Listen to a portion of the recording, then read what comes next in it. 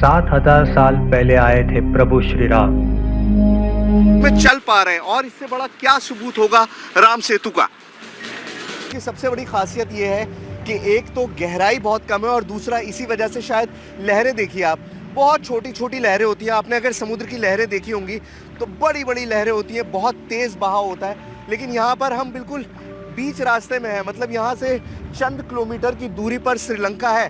अगर हम अपनी बोट को लेके जाएं आगे, जाहिर है हमारे पास कोई वीज़ा नहीं है इसलिए हम ऐसा करेंगे नहीं, वरना 5-6 किलोमीटर 7 किलोमीटर की दूरी पर इस वक्त श्रीलंका है।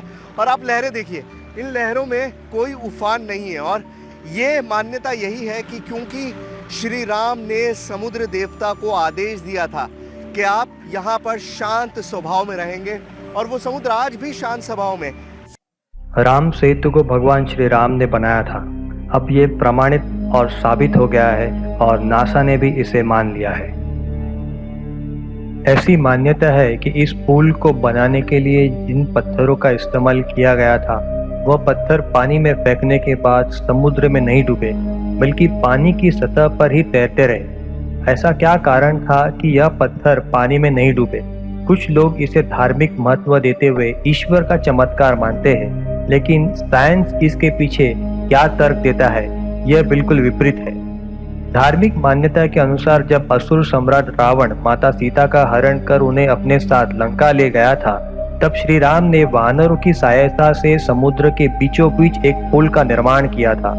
यही आगे चलकर राम सेतु कहलाया गया था। कहते हैं कि यह विशाल पुल वानर सेना ने केवल 5 दिनों में ही तैयार कर लिया था। कहते हैं कि निर्माण पूर्ण होने के बाद इस पुल की लंबाई 30 किलोमीटर और चौड़ाई 3 किलोमीटर की थी। डिस्कवरी चैनल पर प्रसारित होने वाले एक कार्यक्रम के अनुसार इस पुल को मानव निर्मित बताया गया है। एंशिएंट लैंड ब्रिज नाम से बने इस प्रोग्राम में पुल को मनुष्य निर्मित होने के पीछे वैज्ञानिक आधार भी बताए गए हैं, जिनमें कई पुरातत्वों की रिसर्च का उल्लेख भी किया गया है। रामायण कथा के अनुसार जब रावण से युद्ध करने के लिए राम को समुद्र पार करने की आवश्यकता पड़ी तो 10 लाख वानरों की मदद से भगवान विश्वकर्मा के पुत्र नल ने इसे बनाया था। विश्वकर्मा को सृजनकर्ता कहा जाता है। मान्यता के अनुसार विश्वकर्मा ने ही नल को यह वरदान दिया था कि वह पत्थर को छूकर इतना हल्का कर सकता था कि पत्थर पानी पर तैर सकते हैं। इसलिए जब श्री राम को अपने लाखों वानर सैनिकों के साथ समुद्र पार करने की आवश्यकता पड़ी तो नल ने समुद्र के पानी में पत्थर डालकर पुल का निर्माण शुरू किया। भारत के रामेश्वरम को यह पुल लंका के मरीना द्वीप से जोड़ता है। इस पुल के ऊपर जो पत्थर है वे अपने आप समुद्र द्वारा निर्मित नहीं है, बल्कि वे पर्वत शिलाएं हैं। यह इन आंकड़ों को देखकर कहा जा सकता है, जिसके अनुसार नासा भी ये मानता है कि इन पत्थरों के ऊपर जो रेत है उसकी उम्र 4000 साल है।